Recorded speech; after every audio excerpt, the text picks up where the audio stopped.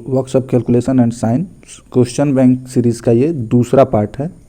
और पहले पार्ट में हमने क्वेश्चन नंबर 1 से लेकर के क्वेश्चन नंबर 20 तक के क्वेश्चन को सॉल्व कर लिया है। अब हम 40 क्वेश्चन को इसमें सॉल्व करेंगे, यानी कि क्वेश्चन नंबर 20 से लेकर के 40 तक के क्वेश्चन को हम पूरा करेंगे। ये जो क्वेश्चन बैंक सीरीज़ है ये सेकेंड ईयर के लिए है। किस ईयर के लिए है? सेकेंड ईयर, ठीक है। इलेक्ट्रीशियन और वायरमैन के सीबीटी एग्ज़ाम में पूछा जाता है। किस एग्ज़ाम में? सीबीटी एग्ज़ाम के लिए, ठीक है। तो चलिए शुरू करते हैं। तो हमारा जो पहला क्वेश्चन से हम एक एक करके ध्यान से सभी क्वेश्चन को करते हैं। तो आइए शुरू करते हैं। कह रहा है कि which lubrication system employs oil hole in the machines, यानी कि कौन सा लुब्रिकेशन सिस्टम है जिसकी सहायता से मशीन के अंदर जो होल होता है उसमें अगर हम लुब्रिकेशन डालते हैं तो वो नीचे तक पहुंच जाता है, ठीक है। तो ये जो लुब्रिकेशन सिस्टम है उसको हम ग्रेविटी फीड सिस्टम कहते हैं। उसको क्या कहते हैं? हम ग्रेविटी फीड लुब्रिकेशन सिस्टम कहते हैं, यानी कि इसका सही आंसर क्या हो जाएगा? ए हो जाएगा। चलिए 22 नंबर क्वेश्चन देखते हैं। What is the name of lubrication system, ये जो दूसरा लुब्रिकेशन सिस्टम है इसका क्या नाम है? तो ये जो लुब्रिकेशन सिस्टम है आपको फोटो दिखाया जाएगा और उस फोटो के अनुसार आपको बताना है कि इस लुब्रिकेशन सिस्टम का क्या नाम है। ये जो आपको फोटो दिखाया जा रहा है, ये जो आप फोटो देख रहे हैं, ये जो फोटो आप देख रहे हैं, इस फोटो में बताना है कि ये जो लुब्रिकेशन सिस्टम है ये किस प्रकार का लुब्रिकेशन सिस्टम है, ठीक है। तो ये जो लुब्रिकेशन सिस्टम है इसको हम विक्ड फीड लुब्रिकेशन सिस्टम के नाम से जानते हैं। किस नाम से जानते हैं? विक्ड फीड लुब्रिकेशन सिस्टम, ठीक है। तो ये हमारा इसका जो सही आंसर हो जाएगा वो बी नंबर हो जाएगा। इसका जो सही आंसर हो जाएगा वो क्या हो जाएगा? बी हो जाएगा। चलिए अगले नंबर पे आते हैं, 23 नंबर क्वेश्चन पे। कह रहा है 23 नंबर क्वेश्चन कि which is used to reduce the friction in machine part. देखिए फ्रिक्शन का मतलब क्या होता है? फ्रिक्शन का मतलब होता है घर्षण। क्या होता है? घर्षण। जब मशीन चलता है तो उसमें रगड़ होता है और उस रगड़ की वजह से मशीन के पार्ट्स जो होते हैं वो मतलब घर्षित हो जाते हैं, छोटे हो जाते हैं। तो उस घर्षण को, मशीन में घर्षण या उसकी गर्मी को कम करने के लिए जो चीज़ मिलाया जाता है उसी को हम लुब्रिकेशन कहते हैं। क्या कहते हैं? लुब्रिकेशन। तो इसमें से किसका उपयोग किया जाता है, ठीक है। तो देखिए किरोसिन का नहीं होता, पेट्रोल वाटर का। लुब्रिकेशन कहते हैं घर्षण को कम करने के लिए जिस चीज़ का उपयोग होता है उसको हम क्या कहते हैं? लुब्रिकेशन कहते हैं। यानी कि इसका जो सही आंसर होगा वो क्या हो जाएगा? आपका सही आंसर इसका डी नंबर हो जाएगा। चलिए 24 नंबर क्वेश्चन देखते हैं। तो 24 नंबर क्वेश्चन आपका कह रहा है कि which is the main purpose of using the lubrication oil in engine moving parts.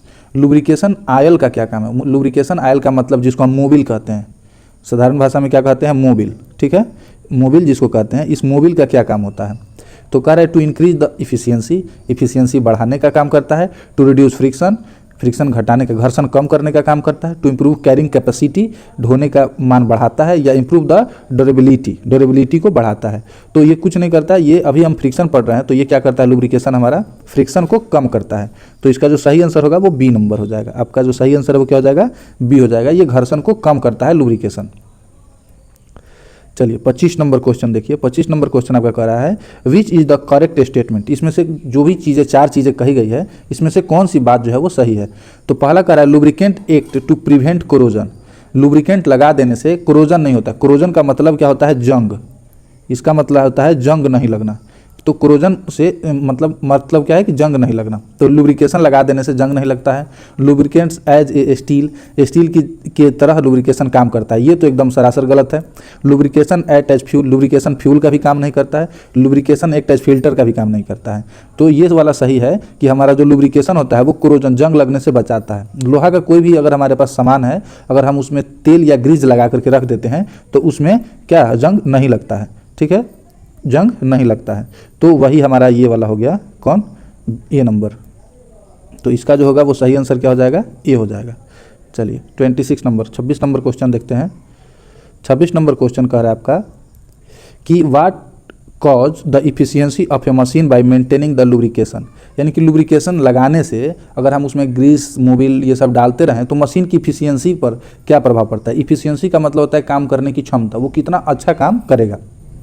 तो देखिए जितना अच्छा मोबिल लगाएंगे, जितना अच्छा ग्रीज लगाएंगे, यानी कि ऐसा कहिए कि मशीन की जितने जल्दी हम क्या कराएंगे, ये क्या कहते हैं उसको, सर्विसिंग। सर्विसिंग में क्या होता है, हमारा लुब्रिकेशन चेंज कर दिया जाता है। सर्विसिंग जब हम कराते हैं तो सर्विसिंग में क्या कर दिया जाता है, लुब्रिकेशन को चेंज कर दिया जाता है। तो जब लुब्रिकेशन को चेंज किया जा रहा है यानी कि उसकी इफिशियंसी को क्या कर दिया जाएगा, इंक्रीज, बढ़ा दिया जाएगा। इंक्रीज मतलब क्या होता है, बढ़ाना। डिक्रीज का मतलब होता है घटाना। रिमेंस का मतलब कि एकदम बराबर रहेगा। और ये कह रहा है कि इस पर कोई प्रभाव नहीं पड़ता है। तो हम क्या करते हैं, मशीन अच्छा काम करे इसके लिए लगाते हैं, तो इफिशियंसी को वो बढ़ा देता है। इसीलिए इसका सही आंसर ए हो जाएगा। चलिए 27 नंबर क्वेश्चन देखते हैं। 27 नंबर क्वेश्चन आपका कह रहा है कि what is the name of the instrument used for lubrication, यानी कि जो आपको इंस्ट्रूमेंट दिखाया जाएगा उस इंस्ट्रूमेंट का क्या नाम है। ये जो इंस्ट्रूमेंट आपको दिखाया जा रहा है इस इंस्ट्रूमेंट का क्या नाम है। ठीक है, ध्यान से देख लीजिए। एग्जाम में यही डायग्राम दे देगा आपसे और कहेगा कि बताइए कि इस इंस्ट्रूमेंट का क्या नाम है। ठीक है, तो देखिए इसको जो हम कहते हैं ये गन के जैसा है और टी हेडेड प्रेशर गन एक होता है। तो प्रेशर गन में क्या होता है, पंप के जैसा होता है। ऐसा सिलेंडर रहेगा, देखिए हम बना रहे हैं, क्या रहता है, ऐसे सिलेंडर रहता है एक, यहाँ से एक नली निकला होता है और ऊपर से एक यहाँ से ऐसे हैंडल लगा रहता है। तो इसको हम क्या कहते हैं, यहाँ से भरने के लिए होता है कैप। तो इसको हम क्या बोलते हैं, प्रेशर गन बोलते हैं। इसको हम कहते हैं प्रेशर गन। यहाँ से दबाते हैं इसको, यहाँ से जब दबाते हैं तो यहाँ से हमारा लुब्रिकेशन निकलता है। ठीक है, जब यहाँ से दबाएंगे ध्यान दीजिएगा तो यहाँ से लुब्रिकेशन निकलेगा। तो इसको हम कहते हैं प्रेशर गन। लेकिन ये क्या है, टी शेप का है। यहाँ से हम इसको घुमाएंगे, रोटेट करेंगे तो यहाँ से हमारा लुब्रिकेशन निकलेगा बाहर। ठीक है, तो ये जो है इसका जो सही नाम है वो क्या है, सी नंबर है, टी हेडेड प्रेशर गन। ये प्रेशर गन ये वाला है, ये जो है डी नंबर ये प्रेशर गन है, लेकिन ये क्या है, टी हेडेड प्रेशर गन है। तो आपका जो सही आंसर है वो क्या हो जाएगा, सी हो जाएगा। चलिए 27 नंबर हो गया। 28 नंबर क्वेश्चन देखते हैं। कह रहा है कि which principle of lubrication can be employed, यानी कि यहाँ जो किस प्रकार का लुब्रिकेशन का प्रिंसिपल काम करेगा। ठीक है, तो चलिए पहले मशीन को देख लेते हैं कैसी है। तो देखिए यहाँ ऐसा है, ये नट लगा है, इसके ऊपर से कैप दिया है इसके अंदर डालने के लिए। तो कह रहा है कि यहाँ पर किस प्रकार के लुब्रिकेशन सिस्टम काम करेंगे। तो इसमें दिया है pressure feed system, space feed system, gravity feed system. तो देखिए यहाँ जो हमारा सही आंसर होगा वो ग्रेविटी फीड होगा। कैसे, तो ग्रेविटी फीड इसलिए होगा क्योंकि जब हम यहाँ से लुब्रिकेशन डालेंगे तो ये लुब्रिकेशन जो है वो इधर से होते होते यहाँ तक हमारे नटों तक पहुँच जाएगा। तो क्या है, ग्रेविटी। पृथ्वी क्या करती है, किसी भी सामान को अपनी ओर नीचे की ओर खींचती है। तो यानी कि इसका जो सही आंसर हो जाएगा वो हमारा क्या हो जाएगा, ग्रेविटी फीड सिस्टम। सही आंसर हो जाएगा ग्रेविटी फीड सिस्टम, यानी कि सही आंसर सी हो जाएगा। ठीक है, चलिए 29 नंबर क्वेश्चन देखते हैं। कह रहा है कि which way the coolant act as lubricant, यानी कि किस समय या किस स्थिति में जो है हमारा लुब्रिकेंट जो है वो कूलेंट का काम करता है। तो क्या है कि लुब्रिकेंट जो हमारा होता है वो हीट को एब्जर्व करता है, यानी कि हीट ले करके ऊपर, हीट ज़्यादा जब हीट होगा तो वो ऊपर चला जाएगा और जो अब ऊपर से ठंडा हुआ रहेगा वो नीचे आ जाएगा। फिर ये हीट होकर के ऊपर जाएगा, ठंडा होकर के नीचे आएगा, यानी कि ये कूलेंट की तरह काम करता है। तो हीट को यहाँ से लेकर के यहाँ लेकर के जा रहा है, कैरी कर रहा है। तो इसका सही आंसर क्या हो जाएगा, इसका सही आंसर हमारा हो जाएगा to carry away the heat, यानी कि हीट को यहाँ से लेकर के दूर जाता है। यानी कि हमारा सही आंसर क्या हो जाएगा, बी हो जाएगा। इसका सही आंसर क्या हो जाएगा, बी हो जाएगा। चलिए 30 नंबर क्वेश्चन पर आते हैं। हाँ, अगर आपको किसी भी क्वेश्चन में कहीं भी डाउट लग रहा है तो आप कमेंट करके और क्वेश्चन को पूछ सकते हैं। चलिए 30 नंबर कह रहा है कि what is the force required to move a body of mass 1000 kg if the coefficient of friction is 0.4 kg, assume 1 kg equal to 10 newton है।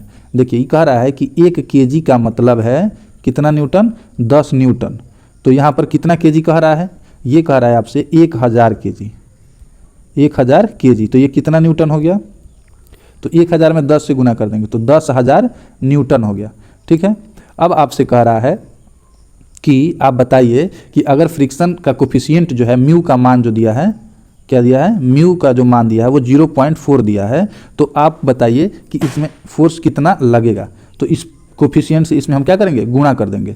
ठीक है, तो जब गुणा करेंगे हम तो कितना में करेंगे, 0, तो ज़्यादा मोटा हो जा रहा है। हाँ चलिए गुना करेंगे तो हम गुना कितना से करेंगे, 0.4 में मल्टीप्लाई करेंगे, कितना हमारा 10,000 आया है, 1 2 3 4 10,000। तो देखिए एक जीरो से ये पॉइंट हट जाएगा तो हो जाएगा हमारा 1 2 3 4000 न्यूटन आ रहा है। 4000 न्यूटन का मतलब क्या हो गया कि हमारा जो सही आंसर है वो ए नंबर हो जाएगा। हमारा सही आंसर क्या हो जाएगा, ए हो जाएगा। चलिए 31 नंबर क्वेश्चन पर आते हैं। 31 नंबर क्वेश्चन हमारा कह रहा है कि व्हाट इज द कोफिशिएंट, क्या कह रहा है कि what is the coefficient of friction if force of 30 Newton. देखिए वहाँ पर हम क्या कर दिए, म्यू से मल्टीप्लाई कर दिए, तो यहाँ पर हमारा फोर्स दिया है कितना न्यूटन है, 30 न्यूटन दिया है, और कह रहा है कि कितना केजी है, तो केजी दे रहा है कि 35 केजी है, और कह रहा है कि 1 न्यूटन का जो वैल्यू है, कितने, 1 न्यूटन का जो वैल्यू है वो 1 केजी का जो वैल्यू है वो 30 न्यूटन के बराबर है। तो हमारा कितना 35 केजी है, तो हम इसमें डिवाइड कर देंगे, कितना 35 है तो 350 न्यूटन हो जाएगा। तो चलिए अब देखिए ये न्यूटन से न्यूटन कट गया, ये जीरो से ये जीरो कट गया, तो हमारा क्या आ गया 3/35 आ गया। अब आप इसको जब डिवाइड करेंगे तो आपका जो वैल्यू आएगा वो आएगा 0.0857 आएगा, यानी कि आपका जो सही आंसर होगा वो क्या हो जाएगा, सी नंबर हो जाएगा। आपका जो सही आंसर है वो क्या हो जाएगा, सी नंबर हो जाएगा। चलिए 32 नंबर कह रहा है कि how much force is required to move an object weight 20 KG, और कह रहा है कि इसका मास वैल्यू यानी कि कितना दिया है 0.24 दिया गया है। तो हम क्या करेंगे, इसमें और इसमें मल्टीप्लाई कर देते हैं, ठीक है।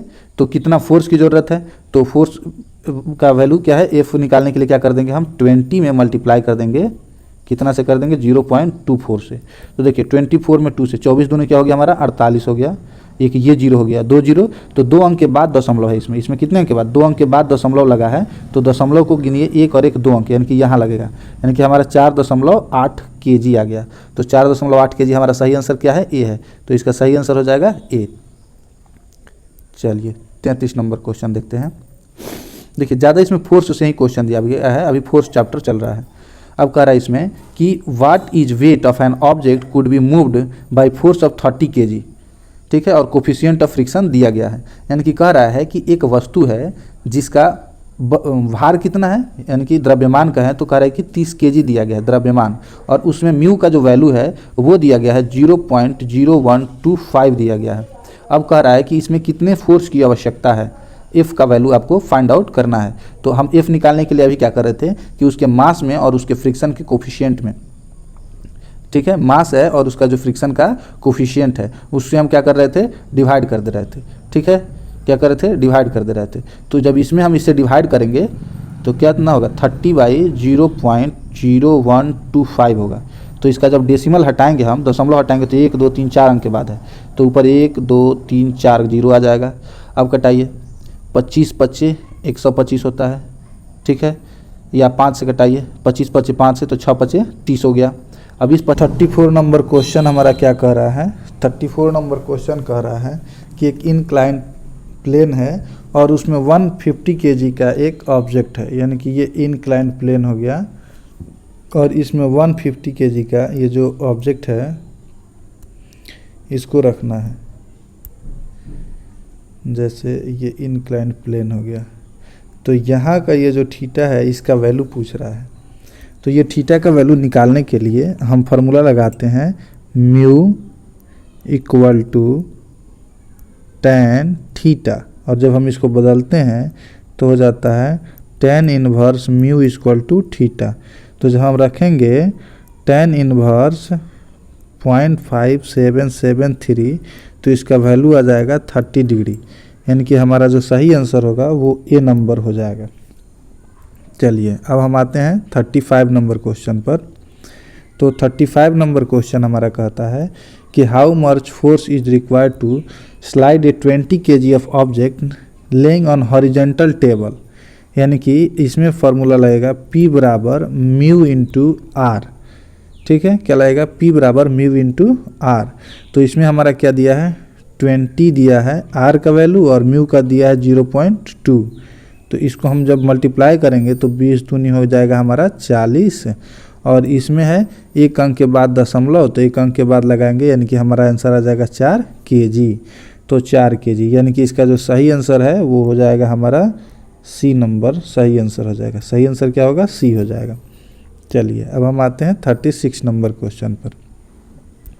तो 36 नंबर हमारा क्वेश्चन कहता है कि what is the force is required to move 20 kg of object and coefficient friction दिया है 0.24।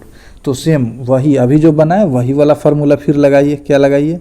P बराबर म्यू आर, तो हो जाएगा हमारा 0.24 इंटू 20, तो हो गया 24 दूनी 48 और एक 0 480 और 2 अंक के बाद इसमें दशमलव है तो 2 अंक के बाद दशमलव लगाएंगे तो हो जाएगा 4.8 kg। तो यानी कि इसका जो सही आंसर है वो ए नंबर हो जाएगा। इसका जो सही आंसर है वो क्या हो जाएगा? ए हो जाएगा। चलिए 37 नंबर पर आते हैं। तो 37 नंबर कह रहा है कि what is the coefficient of fraction of pulling 400 kg and 40 kg। तो वही सेम फार्मूला लगेगा, P बराबर म्यू इंटू आर। तो इसमें P और R का वैल्यू दिया गया है। तो चलिए P का वैल्यू हमारा कितना दिया है? 40 और R का वैल्यू दिया है 400। तो जब हम इसको डिवाइड करेंगे तो ये कट करके 10 आ जाएगा, यानी कि 1/10, तो वैल्यू हो जाएगा 0.1, यानी कि हमारा सही आंसर जो है वो कितना हो जाएगा? सी हो जाएगा। 37 का हमारा क्या हो जाएगा? सी हो जाएगा। चलिए क्वेश्चन नंबर 38 पर आते हैं। तो 38 नंबर क्वेश्चन कह रहा है कि how much will B coefficient, यहाँ भी सेम म्यू निकालना है। तो हमारा जो फार्मूला है P बराबर क्या है? Mu into R. तो म्यू आर का फिर वैल्यू रख दीजिए। तो म्यू आर का फिर वैल्यू रखेंगे तो क्या हो जाएगा? 40, क्या हो गया हमारा? 40 अपॉन कितना हो गया? 80, तो 4 दूनी 8, यानी कि 1/2 डिवाइड करेंगे तो आ जाएगा 0.5, यानी कि हमारा जो सही आंसर है वो हो जाएगा हमारा बी नंबर। सही आंसर क्या हो गया? बी हो गया। चलिए अब हम आते हैं 39 नंबर पे। तो देखिए 39 नंबर हमारा क्वेश्चन क्या कर रहा है कि how much will be the weight of the body to move a horizontal plane. कितने वेट की आवश्यकता पड़ेगी हमको जब हमें वस्तु को क्या करना है? कितने प्लेन पर खिसकाना है? तो 50 kg का वस्तु है और उसका फ्रिक्शन दिया गया है। तो हम क्या करेंगे? फिर इसमें निकालिए। तो हमारा ये फोर्स 50 दिया है, वही सेम फार्मूला होगा P बराबर म्यू आर। P बराबर फार्मूला क्या हो गया? Mu R. तो म्यू का मान दिया है 0.25 और इधर हमारा दिया है कितना? 50। तो डिवाइड करेंगे तो ये हमारा इधर आ जाएगा, तो हो जाएगा हमारा 50 इंटू 100 हो जाएगा, अब बट्टा में 25 हो गया। तो डिवाइड कीजिए, 25 दूनी 50, यानी कि 200 हो गया। हमारा इसका कितना आंसर आ गया? 2। तो 39 का हमारा आंसर कितना हो जाएगा? बी हो जाएगा। चलिए 39 का बी हो गया। अब आते हैं 40 नंबर क्वेश्चन पे। तो 40 नंबर क्वेश्चन फिर वही है, उसी टाइप का क्वेश्चन है। फिर कोफिशिएंट का वैल्यू दिया गया है, तो कह रहा है कि फ्रैक्शन कितना होगा और फ्रैक्शन एंगल निकालना है। तो वही फार्मूला लगाएंगे, mu equal to tan theta. ठीक है, तो यानी कि tan इनवर्स म्यू बराबर होता है थीटा, यानी कि जब हम tan इनवर्स 0.84 निकालेंगे तो हमारा सही आंसर कितना डिग्री आएगा? 40 डिग्री आएगा। यानी कि हमारा सही आंसर कितना हो जाएगा? सी। यानी देखिए यहाँ अप्रॉक्सीमेट कर रहा है, लगभग में पूछ रहा है, तो लगभग में हमारा सही आंसर क्या होगा? 40 डिग्री आएगा। चलिए 3 और क्वेश्चन है इसमें, इस क्वेश्चन को पूरा करके इस पेज को ख़त्म करते हैं। तो ये अगला कह रहा है कि what will be the work done. 60 kg है, 5 मीटर चलाना है और कोफिशिएंट दिया है। तो देखिए वर्क निकालने के लिए तीनों को मल्टीप्लाई कर देते हैं। तो तीनों को मल्टीप्लाई करेंगे तो हमारा वर्क निकल जाएगा, तो हो जाएगा 60 इंटू 5 इंटू 0.5। तो मल्टीप्लाई कीजिए, ये जो है सॉरी ये यहाँ पर जो है आपका 0.2 दिया गया है। कितना दिया गया है? 0.2 दिया गया है। तो जब मल्टीप्लाई करेंगे तो 60 गुने 1.0 बराबर है जो है हमारा वो 60 मीटर kg आ जाएगा। तो हमारा सही आंसर क्या होगा? वो डी हो जाएगा। इसमें जो है हमारा सही आंसर क्या आ जाएगा? डी आ जाएगा। अब देखिए 42 नंबर, 42 में कह रहा है कि how much will be the work done moving 10 kg object, और 10 मीटर ले जाना है, म्यू का मान दिया। तो सेम मल्टीप्लाई कर दीजिए, 10 गुने 0.15। 2 को 10 है तो गुणा करेंगे तो 2 अंक के बाद दशमलव हट जाएगा, तो हमारा आ जाएगा 15 मीटर kg। यानी कि इसका सही आंसर जो है वो बी हो जाएगा। सही आंसर क्या हो जाएगा? बी हो जाएगा। अब चलिए लास्ट क्वेश्चन है हमारा 43 नंबर। 43 कह रहा है कि 1000 kg की जो है वो हमारी बस है, 1000 kg की बस है और उसको रोकने के लिए कितने फ्रैक्शन की आवश्यकता है? तो वही हो जाएगा P बराबर म्यू इंटू आर। तो म्यू का मान दिया हमारा 0.4, म्यू का वैल्यू कितना दिया है 0.4 और आर का वैल्यू दिया है 1000। तो मल्टीप्लाई करेंगे तो हमारा हो जाएगा 400 kg। 400 kg फोर्स की आवश्यकता है। चलिए ऑप्शन देखते हैं है या नहीं है। तो देखिए आपका जो डी नंबर ऑप्शन है वो दिया है, डी नंबर ऑप्शन क्या है 400 kg है। तो ये हमारा 43 हो गया। अगर ये दूसरा सीरीज था क्वेश्चन बैंक का, ये कितना दूसरा सीरीज है और तीसरा सीरीज जो है वो जल्द ही हम डालेंगे। तब तक के लिए थैंक यू।